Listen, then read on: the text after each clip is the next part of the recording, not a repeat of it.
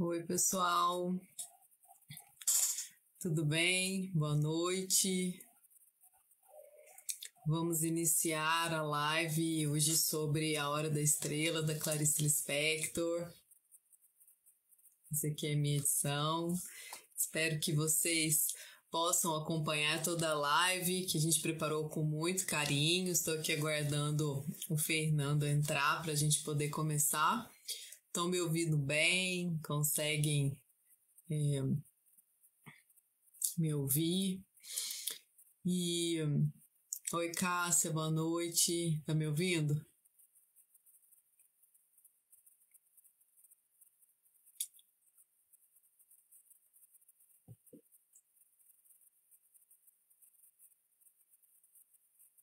Obrigada, gente. Bom, hoje nós vamos falar sobre a obra A Hora da Estrela, de Clarice Lispector.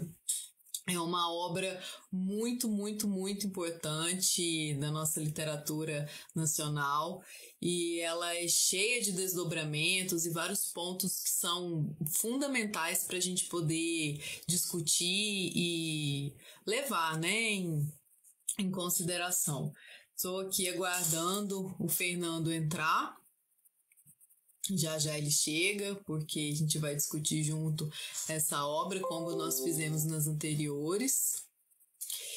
Bom, mas para a gente já ir iniciando, para a gente não perder tempo, o propósito dessa live... ele chegou, já vou convidá-lo. Fernando da Natureza Literária. Boa noite, pessoal. Estou aqui aguardando o Fernando aí. Boa noite, Lídia. Boa noite, Fernando. Tudo bem? Tudo ótimo, e você? Tudo ótimo também. Vamos, então, começar, né, a nossa live, que hoje, como eu já falei, vai tratar da obra da Clarice Lispector, né, A Hora da Estrela. Cadê a sua edição? Legal. Bom, a sua, qual que é da... Da Rocco. Não, Isso. A minha também. Só que De a minha é uma 99. edição... Ah, tá. A minha deve ser, acho que um pouquinho mais... Deixa eu ver de quanto que ela é. 99 a sua? Isso. Não, a minha é antes, de 98. Bom, vamos lá. Bom, agradeço a todos que estão aí nos assistindo, nos ouvindo. E espero que essa live seja de muito proveito para vocês. Bom, para quem não me conhece, meu nome é Lídia, sou professora doutora em Ciências da Linguagem, sou docente da Universidade do Estado de Minas Gerais, fui inclusive professora do Fernando. E o propósito desta live, assim como das anteriores, né, dessas lives literárias, é justamente divulgar o conhecimento, buscar difundir a cultura, difundir as nossas obras literárias nacionais e também internacionais e apresentar algumas leituras nossas sobre os pontos importantes dessas obras, porque às vezes o aluno tem muita dificuldade diante delas, não consegue aprofundar na leitura. E eu acho que vale muito a pena a gente propiciar esses momentos para poder, né, ter esse diálogo. E depois as lives ficam gravadas, né, no meu canal do IG e também do YouTube.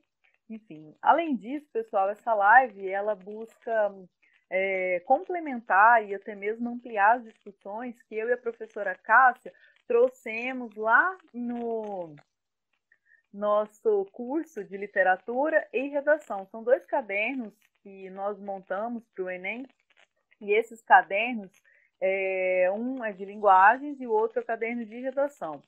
Confiram na bio da minha página, que lá vocês vão ter acesso ao curso. São mais de 40 aulas, nós temos também tutoria, ou seja, vocês terão acesso tanto a mim quanto a Cássia via WhatsApp. Nós sempre estamos fazendo live, a gente sempre está buscando divulgar aí, né, tirar dúvida e divulgar o conhecimento. Eu fiquei com o caderno de linguagens e a Cássia com o caderno de redação. Então, confiram, não percam essa oportunidade, porque o curso está baratíssimo, menos de uma pizza por mês, e tem várias questões do Enem que a gente busca destrinchar mesmo, trabalhar com interpretação, sem preguiça. Deem lá uma olhada, confiram.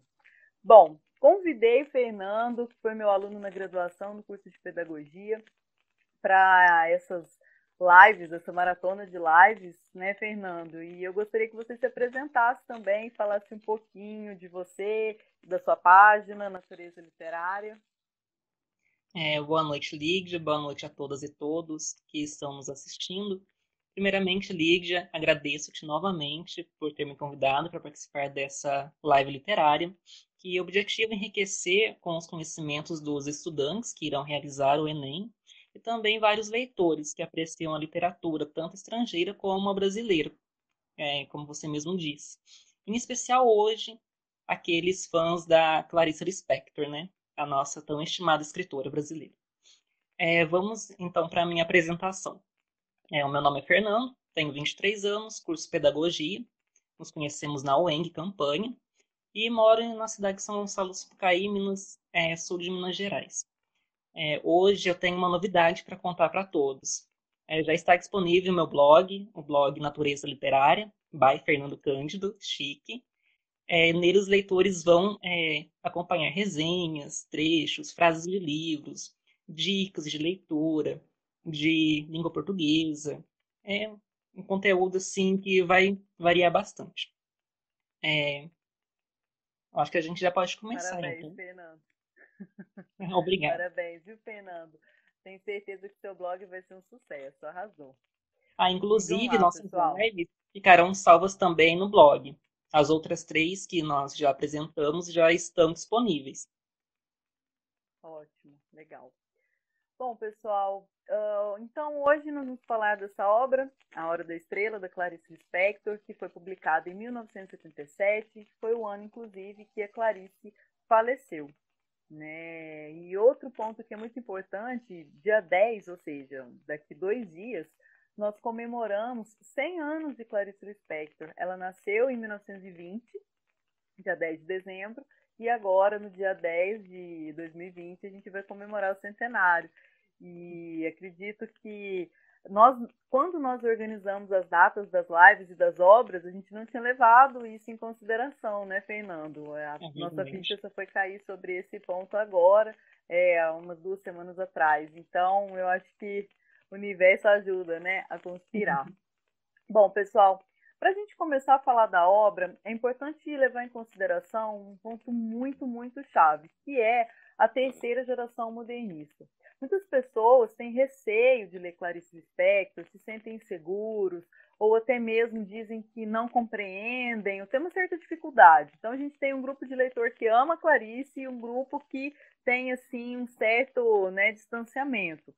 Mas é justamente por que isso? Porque essa terceira geração modernista é a geração reflexiva, é a que vai buscar aprofundar nas reflexões existenciais, nas reflexões que o ser humano muitas vezes busca evitar. Então, a Clarice Lispector, em diversos momentos, através dos seus narradores, através dos seus personagens, ela para a narrativa e vai buscar trazer diversas digressões, reflexões que constituem aí o fluxo de consciência, né? Seu gatinho está querendo participar, Fernando.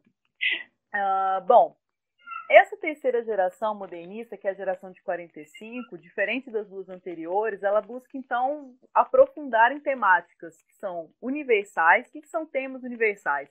Temas que vão falar da vida, da morte, do amor, da traição, da vingança, que são temas que vão existir em qualquer sociedade, em qualquer parte do globo.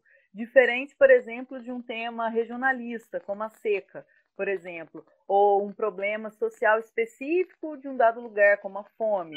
Então, esses temas regionais, eles buscaram ser melhor tratados na segunda geração do modernismo. Na terceira, então, vai haver um regionalismo, mas o regionalismo ele vai ser um papel de fundo para os temas universais. Bom, o tema universal que a gente pode ver nessa obra da Clarice Lispector é relativo ao tema da morte.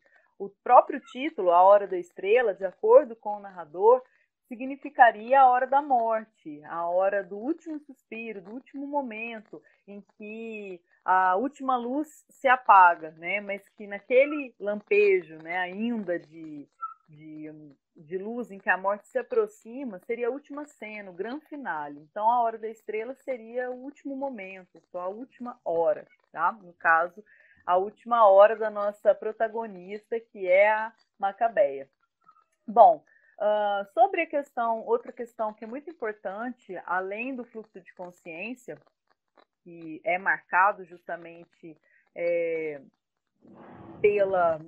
na verdade, assim, além dos temas universais, nós temos as reflexões existenciais. E essas reflexões sobre a vida, sobre quem sou, para onde vou, o que é a morte, o que é o amor, enfim, essas reflexões mais filosóficas, elas vão se dar pelo fluxo de consciência e também vão aparecer pelo discurso indireto livre, quando o narrador se coloca no lugar do personagem e busca viver a história do personagem. Então, ali você já não sabe o que é narrador, o que é personagem, porque eles se fundem.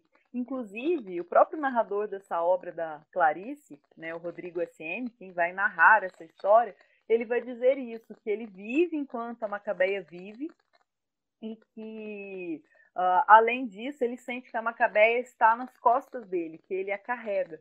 E em vários momentos a gente percebe essa mistura de narrador com Macabeia, o sentimento que ele sente por ela, que cada hora se apresenta de uma forma, uma hora ele tem raiva, asco, noutra hora ele se coloca apaixonado, compassivo, enfim. Então nós temos esse misto de sentimentos que o narrador vai apresentar e também, né, as pausas. Ele pausa a narrativa para poder refletir sobre a vida.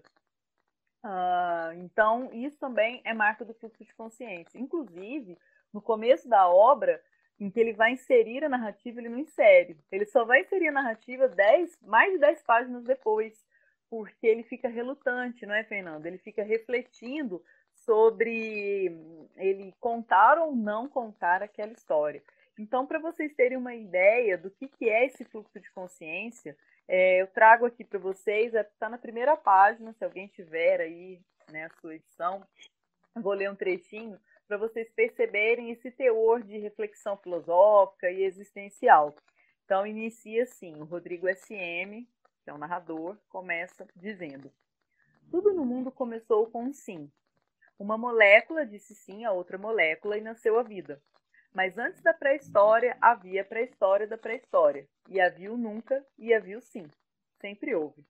Não sei o que, mas sei que o universo jamais começou. Que ninguém se engane. Só consigo a simplicidade através de muito trabalho. Enquanto eu tiver perguntas e não houver resposta, continuarei a escrever. Como começar pelo início se as coisas acontecem antes de acontecer? Se antes da pré-pré-história já havia os monstros apocalípticos? Se essa história não existe, passará a existir. Pensar é um ato, sentir é um fato. Os dois juntos, sou eu que escrevo o que estou escrevendo. Deus é o mundo. A verdade é sempre um contrato interior e inexplicável. A minha vida, a mais verdadeira, é irreconhecível, extremamente interior, e não tem uma só palavra que a signifique. Então percebo que esse trecho, logo da primeira página, vai deixar aquele leitor mais acostumado com o início de uma narrativa, né, com a apresentação de personagens, enfim, vai deixar ele completamente perdido. E vai dizer, meu Deus, o que essa história vai falar? Porque é um início completamente conturbado. Como assim? O começo da pré-história, o que é a vida, enfim, são diversas reflexões. E a obra da Clarice é marcada por essas digressões, pelo fluxo de consciência, justamente porque é uma marca dessa terceira geração modernista que é reflexiva. Não só ela, mas outros autores também apresentam essa marca, só que ela vai aprofundar, as obras dela, né, se caracterizam assim por uma reflexão do interior e não uma narrativa linear em que há começo, meio e fim, né? Bom, aí dando então continuidade, né? Já coloquei para vocês esses pontos. Deixa eu só ver aqui no meu roteiro para eu não me perder. Bom, aí então o Rodrigo SM ele faz as diversas digressões e fica naquela conto no conto, e a gente vai percebendo que ele diz que é uma história muito triste. Por que ele fica assim relutante de contar ou não contar uma história? Porque ele sabe que a narrativa é muito simples, que a história que ele vai contar é de uma personagem simples, pobre, é uma narrativa que ele fala que é um soco no estômago, que é como se fosse uma leve dor de dente, como se a dentina estivesse exposta. Então ele vai mostrando que a narrativa não é uma narrativa feliz, com personagens ricos ou com, né, histórias de amor ali bem sucedidas, não tem nada idealizado. Muito pelo contrário, a nossa heroína, a nossa protagonista, ela não é nada idealizada, né, Fernanda? Nenhum cenário, nenhum local, não há essa idealização. Então a gente já sabe que a protagonista, a história, né, dessa protagonista é uma história triste. Sim, nós encontramos a verdadeira miséria humana, né, nessa personagem. Alguns momentos desses iniciais do livro, o narrador, o Rodrigo SM, ele vai falando que deseja que a história seja fria, que ele está tentando arrumar coragem para poder contar a história.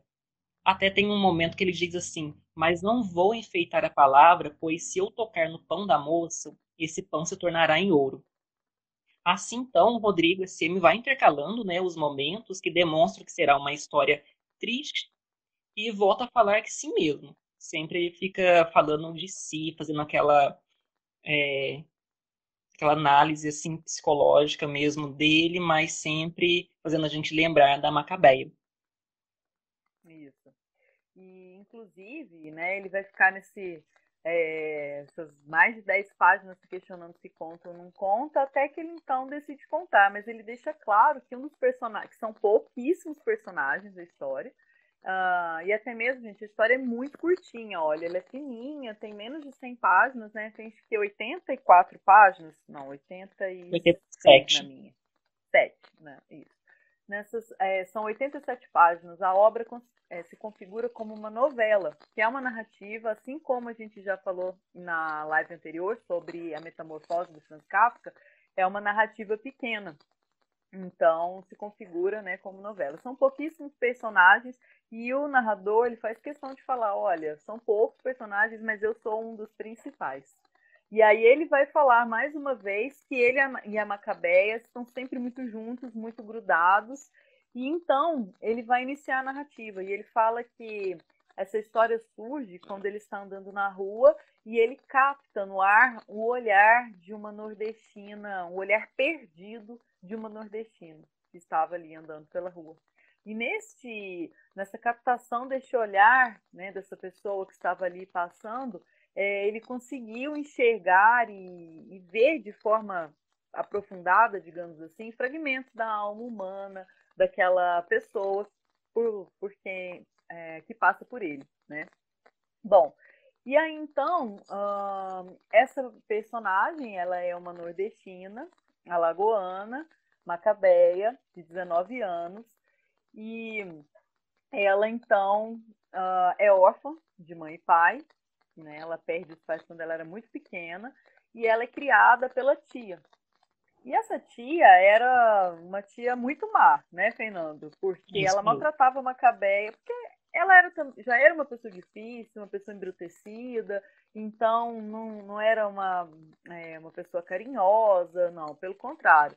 Fazia questão de xingar, de dar, de bater dar cascudo na cabeça da Cabeça dela. Macabeia, né? Morria de medo da Macabeia se tornar uma mulher fácil, então o que ela podia ali segurar, castrar a Macabeia, ela fazia, né, Fernando? Inclusive, proibia a Macabeia de comer a sobremesa que ela mais gostava, que era goiabada com queijo. Né? Era o prato que a Macabeia mais gostava na vida. E a tia traz a Macabeia para o Rio de Janeiro, né? Elas saem de Alagoas, vão para o Rio. E quando elas chegam lá, a tia ensina a Macabeia a datilografar, né? A bater na máquina. e arruma um emprego para Macabeia. Só que assim, a Macabeia, ela só tem até o terceiro ano do ensino primário, então ela é semi-analfabeta.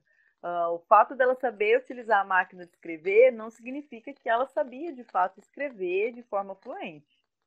Mas de qualquer forma, ela inicia, né, um trabalho. E a tia acaba morrendo e ela vai então morar com quatro, vai dividir um quarto com quatro outras moças, que são as quatro Marias, né? E elas trabalham na loja Pernambucanas. Bom, mas isso vai aparecer um pouco adiante. Ah, no momento em que a narrativa se inicia, né, que vão sendo apresentados esses fatos sobre a infância da Macabeia, sobre a vida dela, nós também temos uma cena que está ali acontecendo. O chefe acaba de chamar a Macabeia, né, na sala dele e falar para ela, e acaba de falar para ela, de dar notícia que ela vai ser demitida e não vai demorar muito. Porque além dela datilografar de forma lenta, letra por letra, ela ainda datilografava errado, errava várias letras, entregava a folha datilografada encardida, né, pro chefe, e o chefe já estava exausto, já tinha chamado a atenção dela várias vezes, e falava, olha, eu vou te demitir, não vai demorar. Só que aí ela fazia uma cara de meiguice, de piedade, agradecia, se desculpava, na verdade, né, por tudo aquilo e se colocava ali à disposição. E ele via na figura da Macabeia essa tristeza, essa pobreza, essa carência muito grande. E ficava com dó e falava, olha, tá, mas vai demorar um pouco então para eu te demitir. E ia deixando ela ficar, né, Fernando? Sim. Bom, aí, deixa eu ver aqui, onde que eu já sei que eu acabei já indo, né, direto. É. E aí, então, tem uma cena que a Macabeia, ela sai, então, da sala do chefe, entra num banheiro e fica olhando seu rosto no espelho, né, da pia do banheiro. E o espelho já está assim bem enfraquecido, bem gasto, e ela fica tentando se enxergar. E ali o narrador entra, né, e começa a discutir. Por que, que ela não tem força? Por que, que ela não tem coragem de lutar, de dar um grito, de se melhorar, enfim, né? E ele fala, mas não dá, porque ela só sabe ser doce, ela e obediente, ela não sabe ser de outra forma. E ele fica ali naquele fluxo de consciência tentando, né, compreender a Macabeia, contar como ela é, a sua simplicidade, a sua falta de, nossa, de conhecimento sobre a vida, sobre si mesmo, né? Bom, sobre essas personagens que dividem um quarto com a Macabeia, ela não tem amizade ou intimidade com elas. São moças que vão dividir o quarto, elas não têm ali uma amizade. É, no entanto, né, conta que quando a Macabeia vai dormir, ela dorme com a boca aberta e tem diversas crises de tosse seca, porque já fazia um ano que ela estava gripada. E ela se sufoca na hora de tossir com medo de acordar as meninas. Só que as meninas, por outro lado, estão tão exaustas de trabalharem o dia inteiro nas lojas americanas, né, onde elas trabalham. É isso, né? E Sim.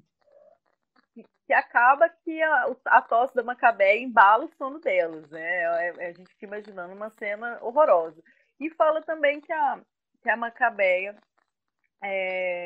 durante a noite, muitas vezes sentia fome. E que ela não tinha o que comer, o jeito era picar o papel bem pequenininho, e mastigando e engolindo para matar a fome dela.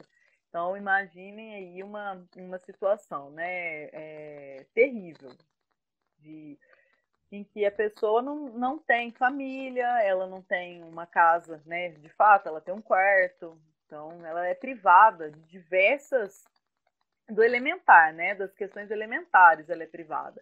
Bom, e aqui, gente, quais eram as práticas, as atividades da Macabeia, os luxos dela, digamos assim? Ela, aos domingos, ia no cais do porto, ficar vendo os navios, até um dia ela vê um pôr do sol. Aliás, um pôr do sol não, é um arco-íris que ela vê. E aí ela fica até pensando, ai, quem sabe eu não vejo também uns fogos de artifício. Né?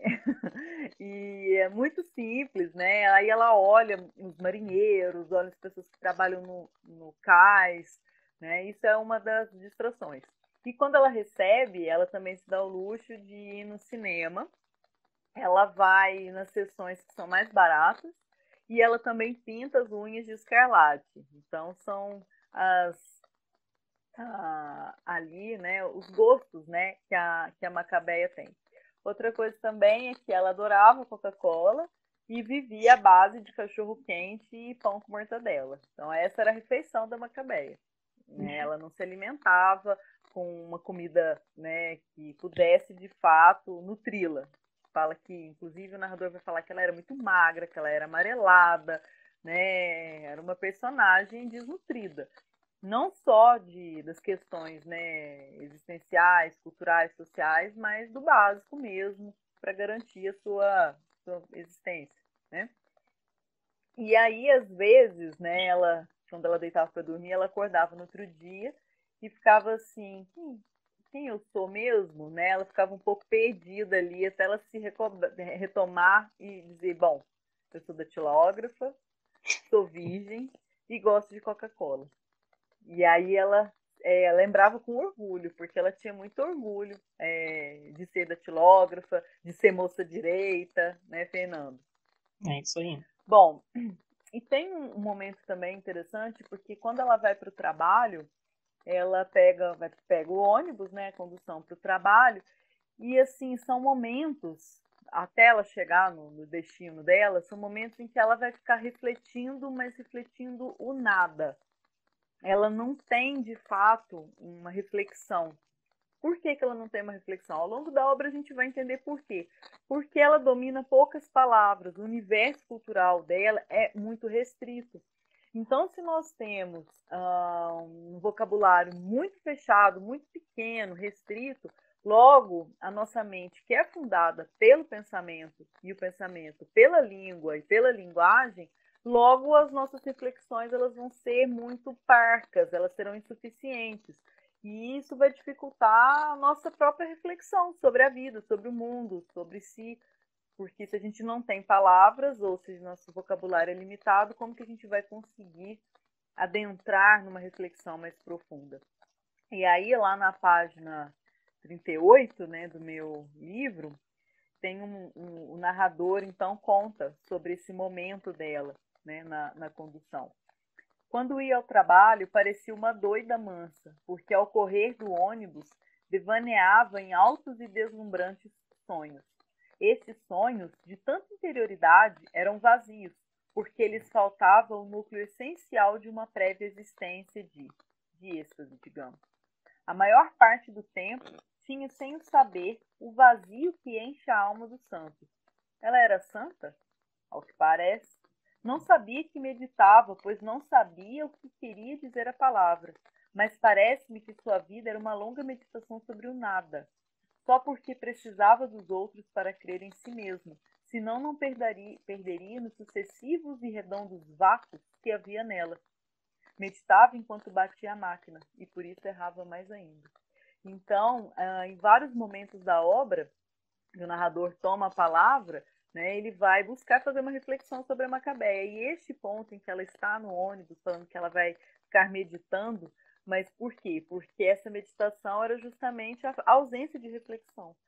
Que ela não tinha condições, justamente por não ter seja pelo vocabulário, seja por questões culturais, seja pelas relações familiares e também pessoais que ela tinha estabelecido até ali, ela não vai conseguir estabelecer uma reflexão existencial sobre si mesma e vai fazer com que ela viva mecanicamente, de forma alheia, né? E até mesmo sem ter consciência da própria pobreza, da própria dificuldade, né, Fernando?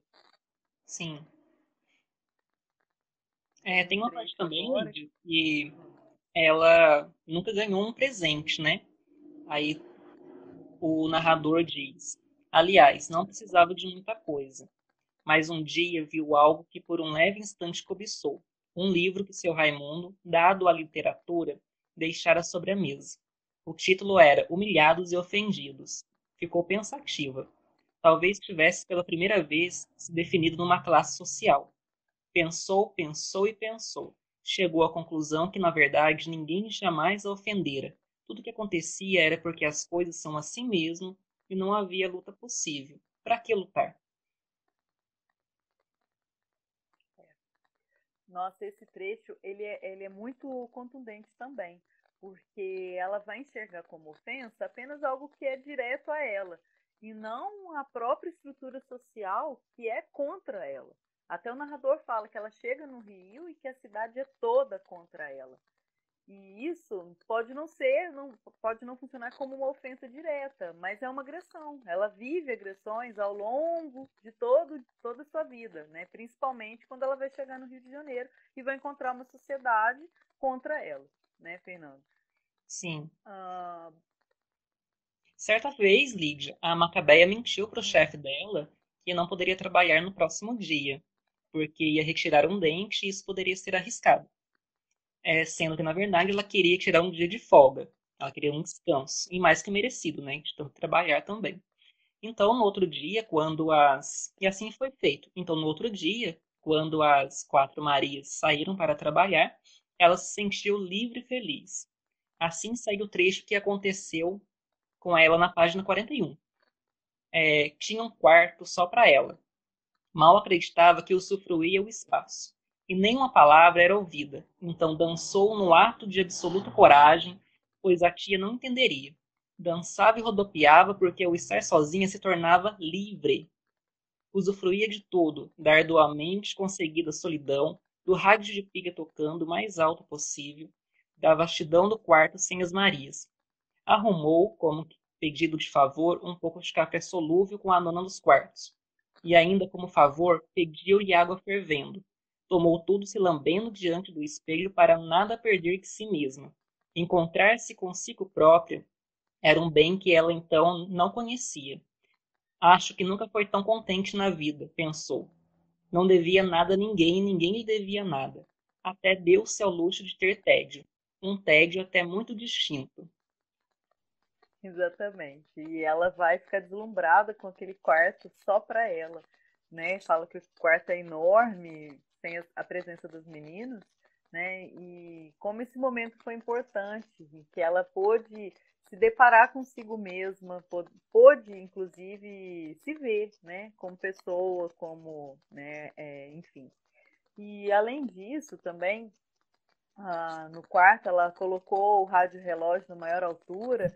Então percebam que essa mentira que ela conta para o chefe, essa fuga do trabalho, possibilitou a ela um dia de liberdade. Isso significa que ela não era livre. É claro, nós não somos livres, ninguém é livre, mas dentro de certas prisões que a sociedade nos coloca, existem ainda muitas outras prisões que são vivenciadas pelas pessoas, né? E ela de fato vivenciava todas as prisões possíveis ali. E E sobre a nesse dia foi um mentira, dia que ela. Ah, E sobre a mentira, o narrador ainda fala, né, que só a mentira às vezes salva. Foi o que salvou ela. né? E daí naquele dia, então, ela pôde experimentar, né, o gostinho da liberdade, de poder fazer exatamente o que ela queria. E esse dia, gente, também foi muito importante, porque nesse dia de folga, ela acaba conhecendo o Olímpico, que seria o seu primeiro namorado. Os dois se encontram, né? Já ela sai para dar uma volta, tá chovendo, mas acaba que ela então se percebe olhando um outro nordestino. Então, até mesmo o narrador fala, né, que os dois se reconhecem pelas suas feições, enfim. E então ele a trata, né, por senhorinha. Eu acho que foi a única vez que ele foi gentil com ela, porque as demais vezes que eles se encontram, o Olímpico vai fazer questão de diminuir a Macabeia, de, né, tripudiar, justamente porque ele também, assim como ela, enquanto retirante, né, enquanto nordestino, no espaço que é também contra ele, o Olímpico também vai encontrar uma sociedade rude contra ele, né, enfim. E acaba que ele essa postura dele contrária à Macabeia é como se ele a usasse para se sentir melhor, para se sentir maior, mas o fato é que ele também era órfão, que ele também tinha muita dificuldade porque ele não conhecia um monte de palavras, né? Enfim, e eles acabam então saindo, né, dando alguns passeios. E nesse dia, inclusive, que a chuva aperta, que ele a convida para dar uma volta, eles escondem debaixo de uma marquise. E é uma loja de material de construção. Ela então, com medo de acabar o assunto ou dele querer ir embora, ela tenta puxar, né, uma conversa. Aí ela olha para a vitrine ali e fala: eu gosto tanto de parafuso, como é que ela fala? Eu gosto tanto de parafuso e prego. O senhor, e o senhor? Então, ela assim, tenta, né, achar uma conversa, mas aquilo não tinha muito propósito, né? Justamente porque ela não tem um assunto para tratar com ele, que não seja, depois o narrador vai dizer, que não seja assunto do Nordeste, sobre a culinária local, sobre o que eles faziam lá, enfim, carne de sol, e enfim. E chega em outro momento, então, eles continuam se encontrando, né? Continuam dando voltas, assim, passeando. E ali, nossa, são diálogos que tem hora que a gente ri e chora ao mesmo tempo, né, Fernando? Porque tem várias situações que o Olímpico mostra para ela que ele é uma pessoa tão empobrecida de diversas formas, né? Mas ele não quer mostrar, na verdade. O narrador é que mostra pra gente. Por exemplo, ela pergunta o nome dele. E em vez de ele falar Olímpico de Jesus, ele vai falar qual que é o sobrenome dele? Peraí que eu anotei aqui.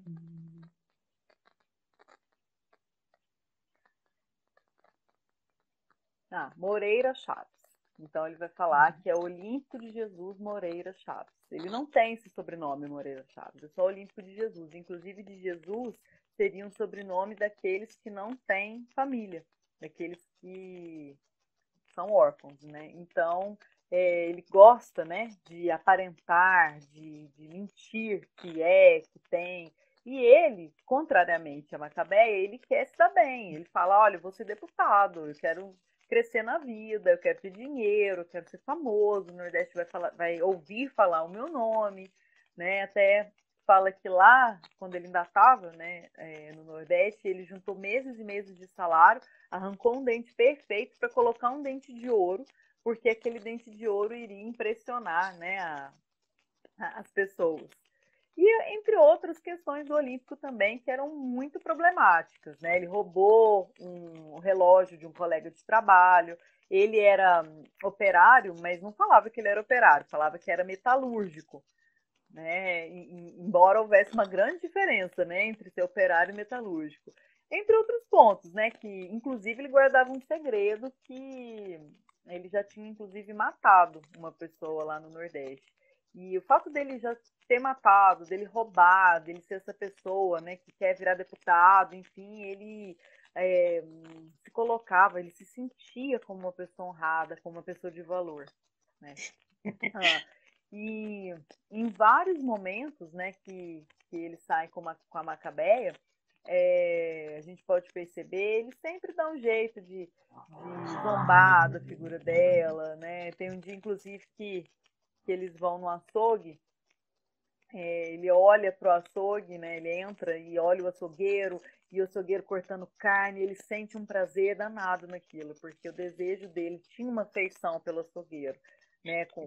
Pela profissão, Pela de profissão. pegar a faca, de poder, né, cortar a carne, e a Macabeia junto, ela gosta porque ela vai ver a carne, vai sentir o cheiro da carne, e aquilo ela se sente assim, como se fosse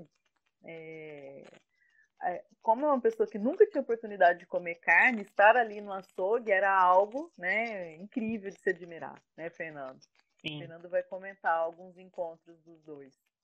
E cada um sai encantado com uma coisa, né, Lídia? E ele com a profissão e ela com o É. cheiro da carne.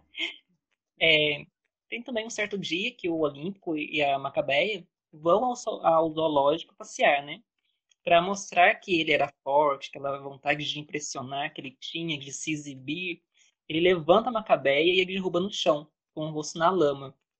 É, tem também um outro momento ela sai com o nariz sangrando, né? E o interessante, né? O chocante, na verdade, é que ele nem desculpa pede. E ele fica com tanta raiva dele não ter sido o que ele disse que era, porque ele falou: eu te carrego com um braço. Então ele derruba, ele não dá conta de segurar a Macabeia. E aí, então, em vez ele falou: me desculpa, né? E tal, machucou. Aí ela levanta, ela pede desculpa, fala que não foi nada, que assim, né? Que, enfim. E ele fica dias sem aparecer porque ele fica constrangido de não ser aquilo que ele disse que era, forte, capaz de erguê-la com um único braço. Né? Sim, nem para poder pegar um lenço também e ajudar a limpar o rosto da Macabeia, né? Nem isso ele não fez. Ela se limpou na barra da saia. E aí, Fernando, tem a parte do zoológico que você ia comentar? Como é que é? Então, eu comentei essa parte, né? Tem também uma parte que eles vão tomar um cafezinho. E é aquilo que você falou, ele gostava de menosprezar a Macabeia, isso ficava evidente. Então, eles foram ao botequim, tomaram o café, e ela queria um pingado com leite. Só que ele disse para ela que se fosse o mesmo preço do cafezinho, tudo bem, mas se fosse mais, a diferença ela pagaria. Então, nem um cafezinho não estava valendo. Um pingado com leite, no caso. Um pingado com Isso é leite. triste. E o dia do zoológico foi o dia que ela fez xixi.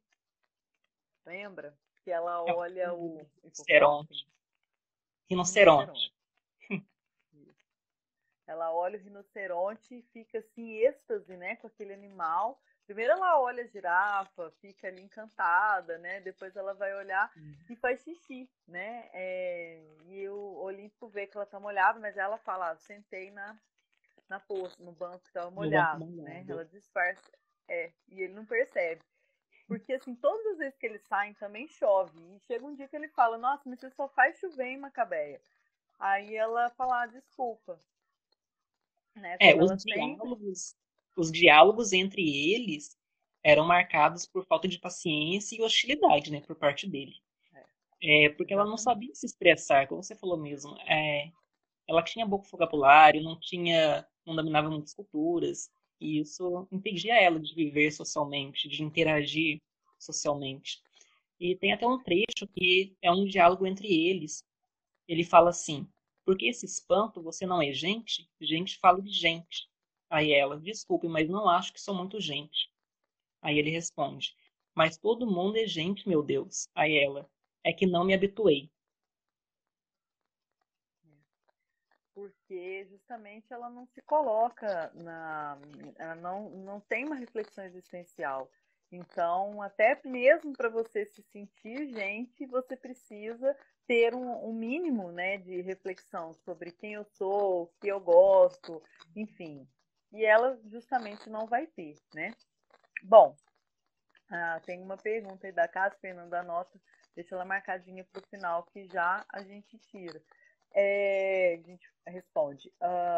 Outro ponto também que é muito importante sobre essa conversa, né, que o Olímpico e a Macabeia colocam, na página 52 dessa obra, tem também um momento em que ela vai contar sobre as coisas que ela ouve no rádio relógio, porque ela vai ouvir sobre diversas questões. É uma rádio, é um programa na rádio sobre cultura. E esse programa falava várias coisas que, assim, não tem uma aplicabilidade. Falava sobre a vida de um determinado rei, enfim, isso não ia ter como ela usar no cotidiano dela.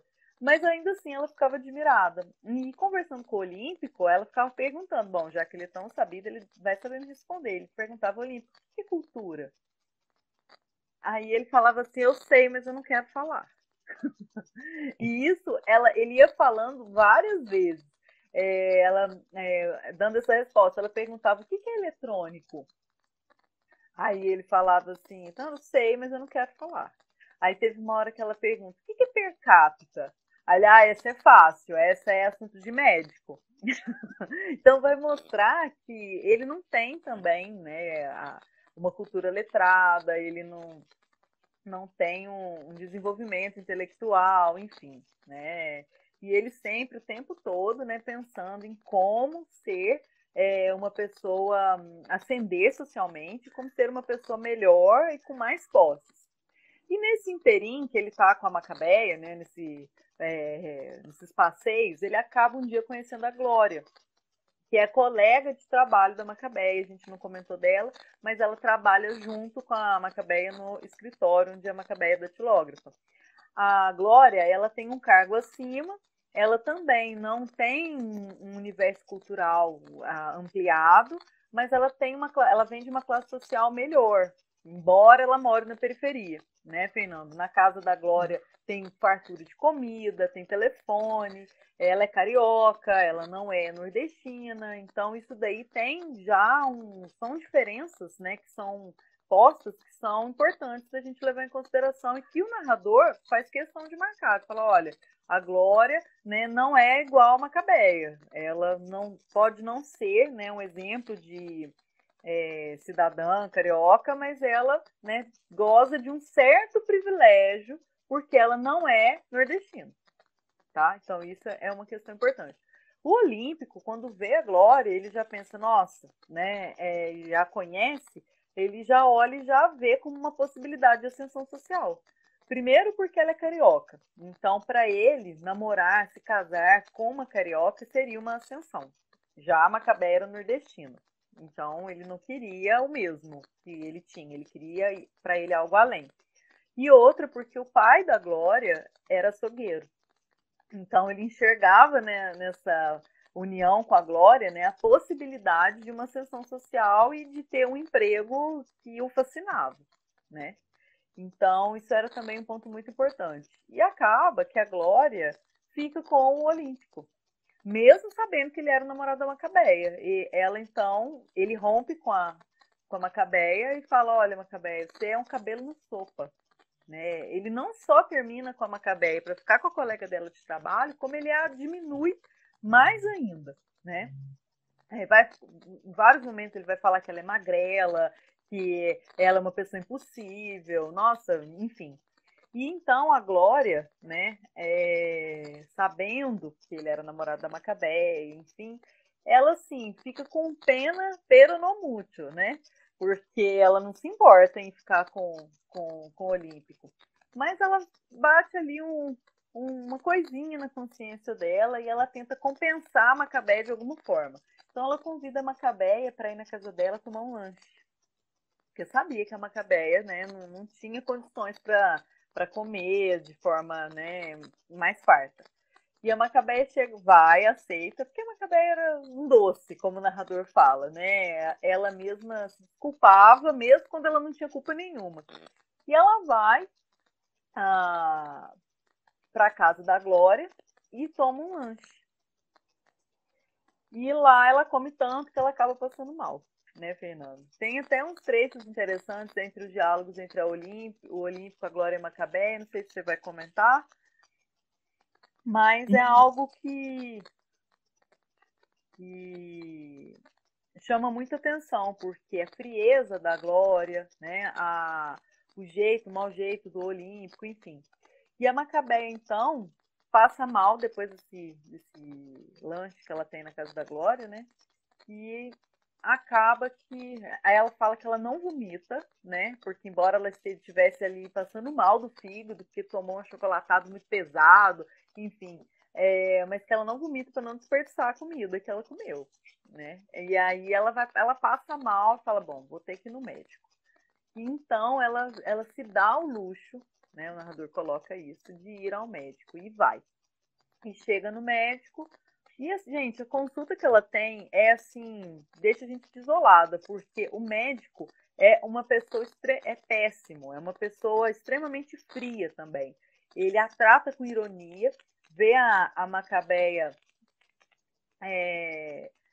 magra e fala para ela, você está de regime? Mesmo sabendo que ela não estava de regime, porque ela não se alimentava.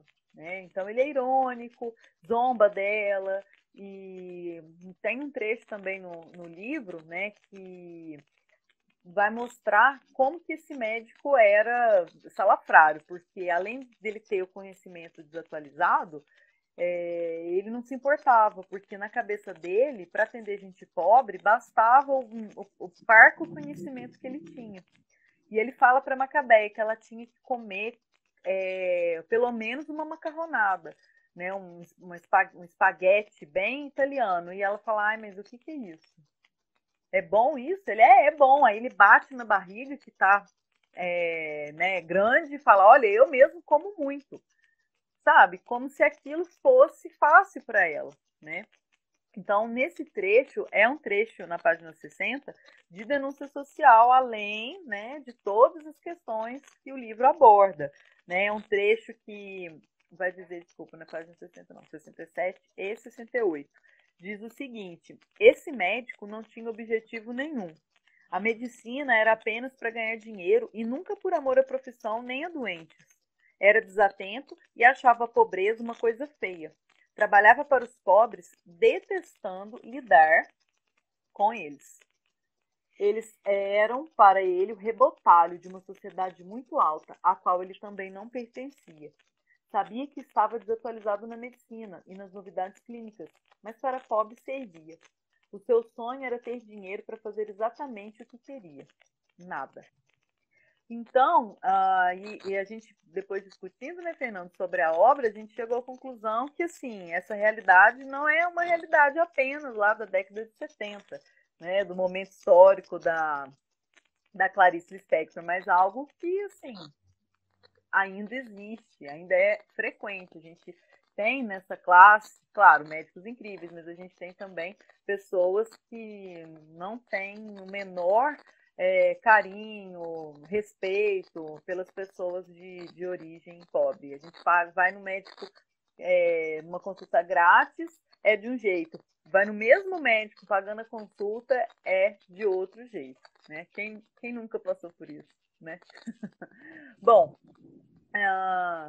a Macabeia, então, ela ainda está na consulta. Tem um detalhe muito importante, porque além dele constatar que ela não come, enfim, falando que é para ela comer, ele fala que ela está com começo de tuberculose. Então, é algo assim muito sério. Ela não sabe o que é, o que significa, ela acha até importante. Ela agradece, né, como se fosse algo assim, né, lisonjeiro.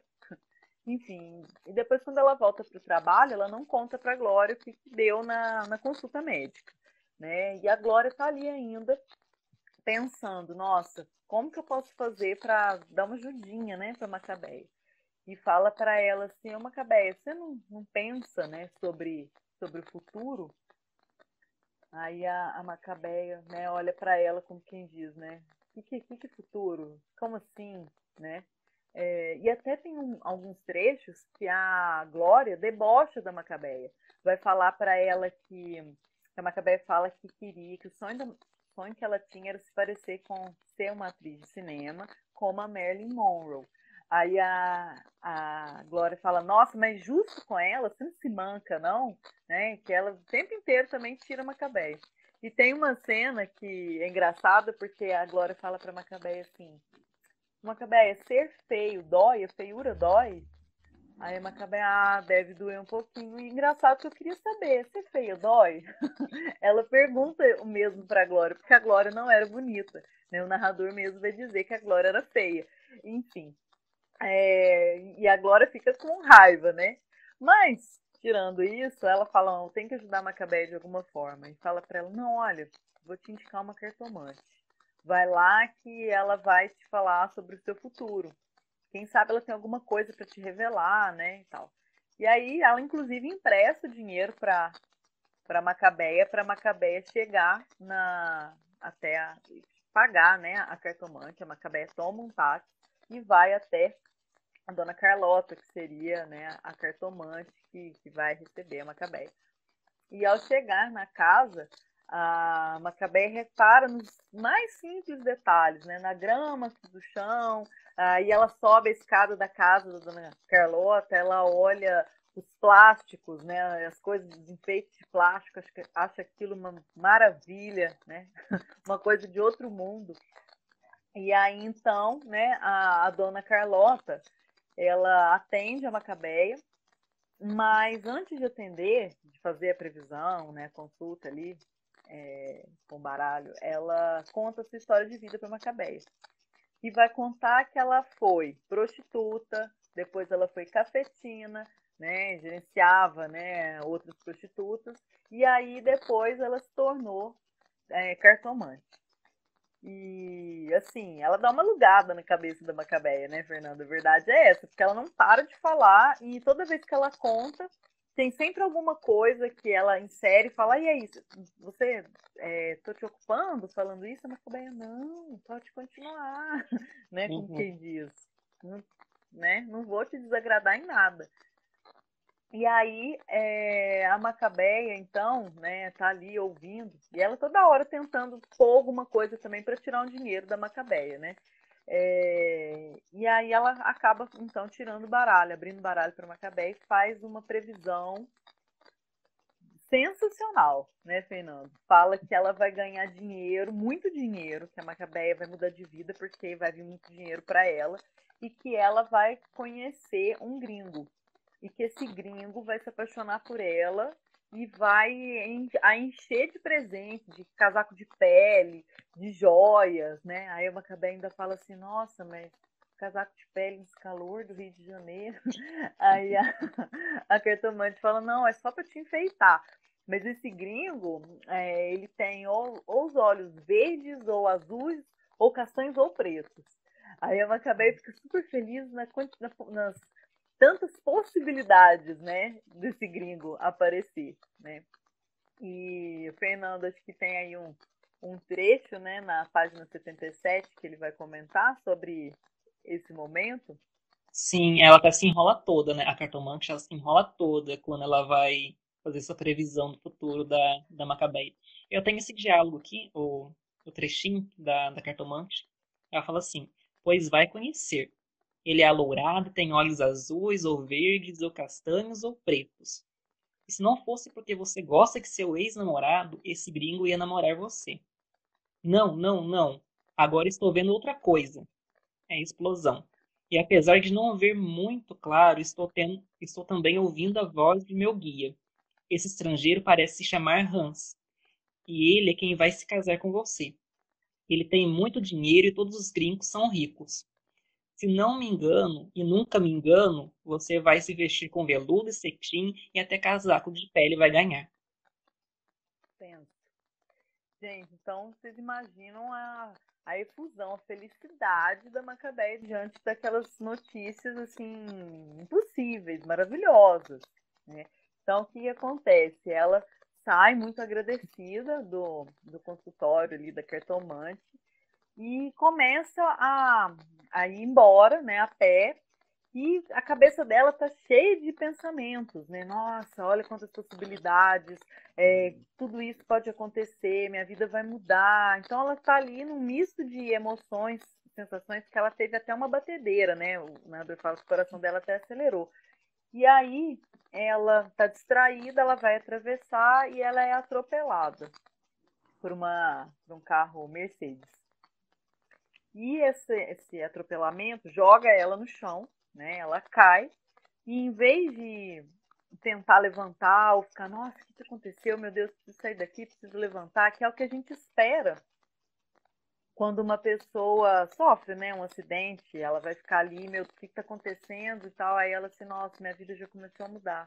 E aí ela fica ali deitadinha, como se ela estivesse descansando do tanto de pensamento que ela estava tendo, um atrás do outro ali.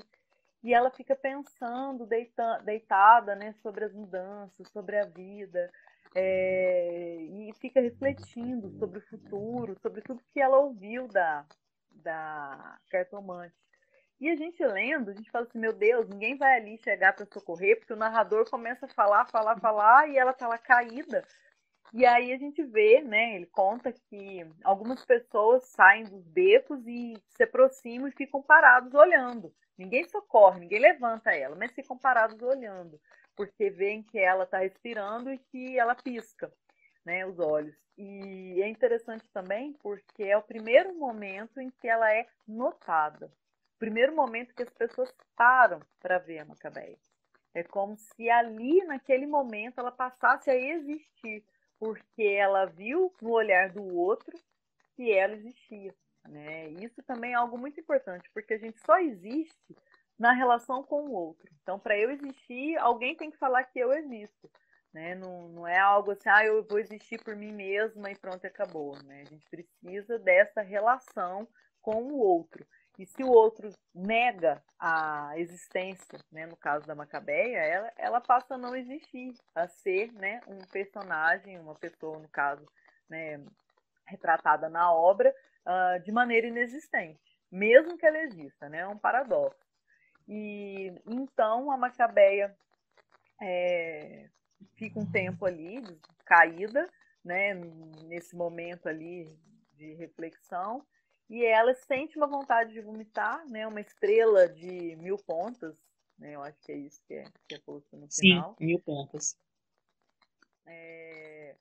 Fernando, acho que vai comentar esse finalzinho. Eu gostaria de ler mesmo, Lídia, porque é bem interessante a parte da morte Pode dela. ler. Aí Macabeia disse uma frase que nenhum dos transeuntes entendeu. Disse bem pronunciado e claro. Quanto ao futuro. Terá tido a ela saudade do futuro? Ouço a música antiga de palavras e palavras. Sim, é assim. Nesta hora exata, Macabeia sente um fundo enjoo do estômago e quase vomitou. Queria vomitar o que não é corpo, vomitar algo luminoso. Estrela de 1000 pontas. O que é que estou vendo agora e me assusta? Vejo que ela vomitou um pouco de sangue. Vasto espasmo. Enfim, o âmago tocando no âmago. Vitória. E então um súbito grito estorturado de uma de repente a águia voraz erguendo para os altos ares, a ovelha tenra, o macio gato estrançalhando um rato sujo e qualquer. A vida come a vida. E nesse momento ela falece. Ela falece, né? Ela deixa apenas uma frase, né? Que todo mundo ouviu, mas que ninguém entendeu quanto ao futuro. E ela então morre. Esse fim, né, trágico da Macabeia vai mostrar, assim, naquele último momento, que o narrador vai chamar de a hora da estrela, que é o momento da morte, o momento então que as pessoas, que no caso da Macabeia, né, foi notada, ela de fato teve a atenção das pessoas. E o narrador vai dizer que com a morte da Macabeia ele também morre, ele também se sente morto. Né? Ele fala: Macabeia me matou. Ela estava, enfim, livre de si e de nós. Não vos assusteis, morrer é um instante, passa logo. Eu sei porque acabo de morrer com a moça.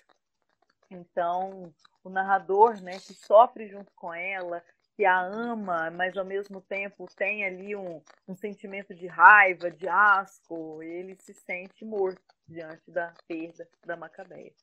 Gente, essa obra ela é muito importante porque ela vai retratar diversas denúncias sociais. Então, a gente tem a presença da retirante nordestina, Macabeia, que é maltratada desde o começo, né, do seu nascimento pela tia, e depois numa sociedade que é extremamente contra ela, né, uma sociedade que faz questão de não a conceber como gente, não trata ela como uma cidadã, né? A gente tem aqui uma cidade que é extremamente hostil, né, com os que não nasceram ali, com os que nasceram também, mas principalmente com aqueles que vêm de fora. Sempre tratado de forma pejorativa, as pessoas acabam zombando do sotaque, do formato do corpo, né, enfim, sempre colocando como de forma diminuta, né? Há também a denúncia em relação à falta do conhecimento, do estudo, da apreensão da língua, né, e da linguagem, porque o fato da Macabeia não conseguir ampliar, né, ou até mesmo construir uma linha de pensamento, né, uma reflexão existencial, é justamente por essa falta de apreensão vocabular e também do conhecimento cultural, que ela não tem tempo e também não teve oportunidade, mais do que tempo, oportunidade, para poder conhecer, né, a vida, o estudo, enfim, de maneira geral.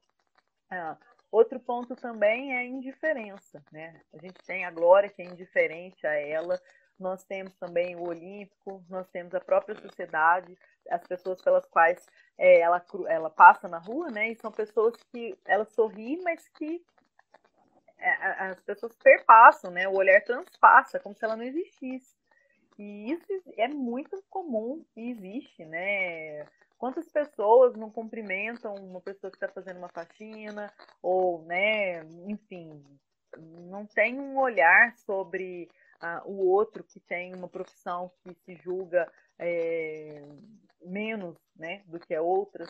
Então, isso é muito comum, e essa inexistência social é um paradoxo, né, que é outro ponto, que é a inexistência de pessoas que existem, né? Sim, Elas tem gente passam a que. ser não Tem gente, cidadãs diante dos sim. outros.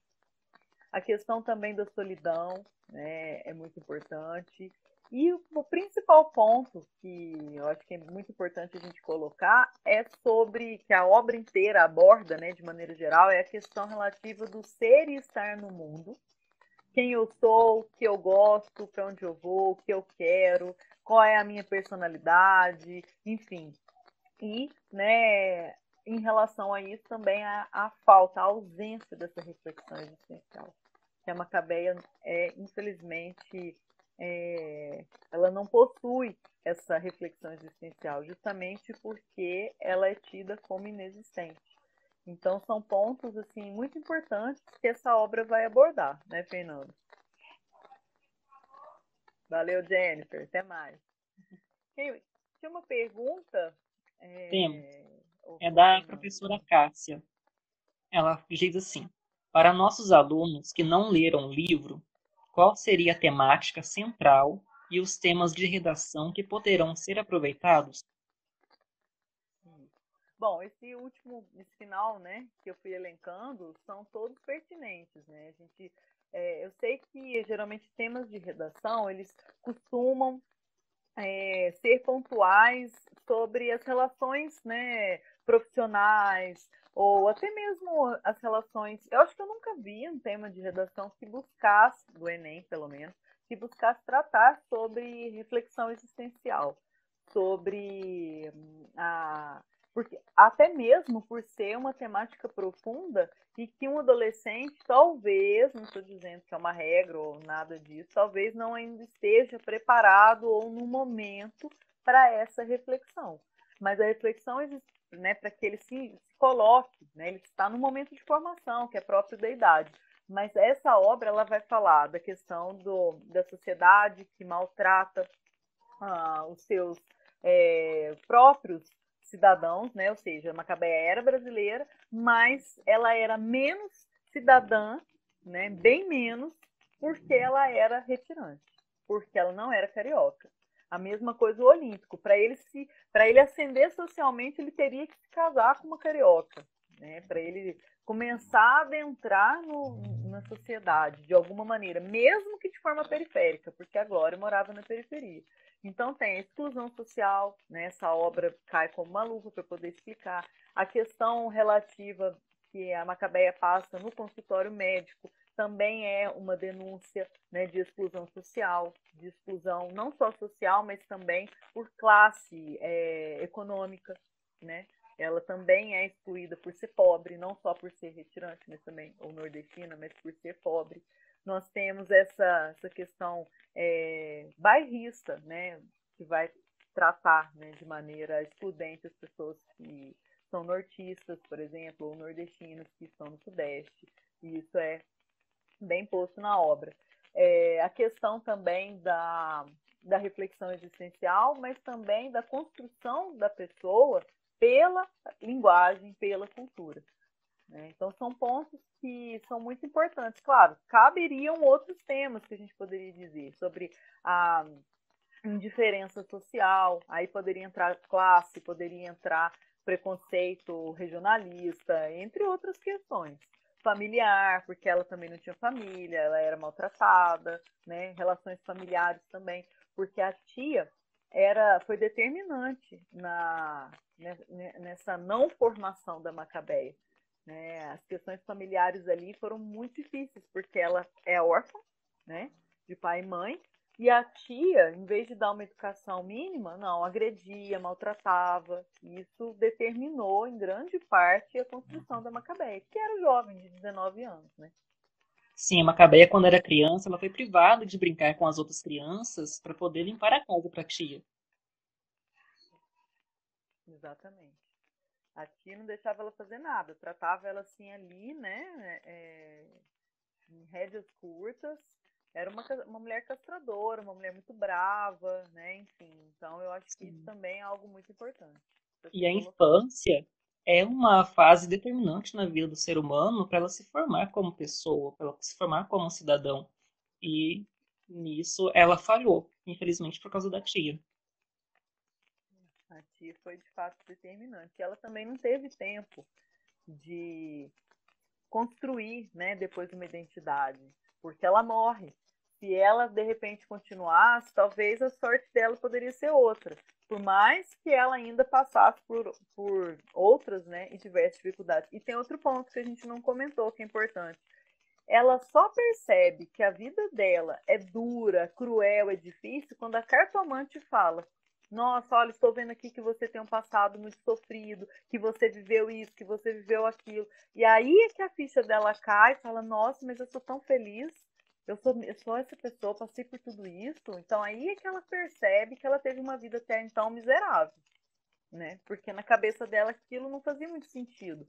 Como se fosse indiferente também para ela, né? Sim. Bom, pessoal, e tem no trechinho o narrador, né, vai falar assim: agora só me resta acender um cigarro e ir para casa. Meu Deus, só agora me lembrei que a gente morre, mas eu também. Não esquecer que por enquanto é tempo de morando, ou seja, a gente morre, mas ainda não chegou a hora, a vida continua, né? É uma pena que para ela chegou, mas a história e a vida que segue, né? Enfim. E aí a gente encerra então essa obra. Né? Alguém gostaria de fazer alguma pergunta, de comentar? Essa live que eu achei que ia ser mais rápida, Fernando, já passou da hora aí. Rendeu o assunto hoje, Ligia. Apesar Nossa, da espessura do livro, né? Tinha né? muitas Tem muitas coisas a ser coisas. discutidas. Exatamente.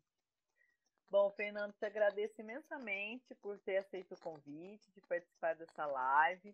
Fico muito feliz mesmo. Daqui a pouco a gente vai ter um sorteio de livro, né? Que a professora É Cássia vai isso mesmo. fazer. A gente não pode esquecer quem será que vai ganhar. E te agradeço imensamente pela parceria, pela sua, né? Que está aqui, está sempre nesses últimos 2 meses, né? Que você participou, porque foi uma live a cada 15 dias, nós fizemos 4, foram muito bacanas, e espero depois a gente possa dar continuidade, né, que vem, 2021, né, agradeço demais mesmo pela sua participação e seu empenho, seu compromisso, né, Muito arrasou. obrigado, Lígia. Nossa, eu não sei nem como agradecer por tão honrado que eu estou me sentindo, sabe? Tão feliz. Ah, que É, gracinha. por essa parceria, essa amizade. E eu que te admiro demais. Como Ah, pessoa, que é uma pessoa obrigada. maravilhosa, incrível, uma deusa, e também como Ah, uma profissional muito excelente. É, em- Nossa, ó, não tenho nem palavras para obrigada. descrever o tanto que eu gosto de você e quão especial você é. Oh, para que eu vou chorar. Que o meu coração ariano não aguenta. Ai, gracinha, mas assim, você também é uma pessoa empenhada, você também é uma pessoa que, nossa, sem defeitos, zero defeitos, como vocês dizem, né? Arrasou. Bom, vamos É, encerrando então. antes de Obrigada, encerrar, Cássia. amigo, Ah, eu queria pedir aos leitores que continuem nos acompanhando, né, nas redes sociais e também agora o meu blog. As lives ficarão disponíveis no seu canal no YouTube e também no blog, que inclusive está na descrição na bio do Instagram. Também o seu curso, que está na bio, vale destacar isso. Que se inscrevam, se interajam, a gente vai estar sempre aqui. E só aqui no blog do Natureza Literária, o seu café tem aroma de livro novo. isso aí, Fernando, muito bom, bem lembrado. Agradeço a Parabéns Cássia, pra agradeço a Laís, que ficaram com a gente aí até o final. E também outras pessoas que foram entrando, assistindo um pedaço, voltando, enfim. Bom, como o Fernando falou, as lives estão disponíveis no Instagram e também no meu YouTube e no YouTube dele, no blog, né, que ele está iniciando também, estreando. Além disso, pessoal, agradeço, né, todos vocês por terem acompanhado essas lives e deem uma olhada lá no curso que eu e a professora Cássia montamos. O link está na minha bio. São mais de 40 aulas. São aulas de literatura e também língua portuguesa, gêneros textuais, enfim, para vocês poderem fazer um excelente Enem, um caderno de linguagem e também as aulas da Cássia que vão buscar ensinar as construções textuais para que vocês tenham uma redação nota 1000. Espero que o curso possa atender vocês, tenha ajudado já muita gente e fiquem de olho, o Enem está chegando, então espero que a gente possa ajudar, certo? Bom, até mais e um beijo grande a todos. Até mais, Lígia. Até mais. Uhum.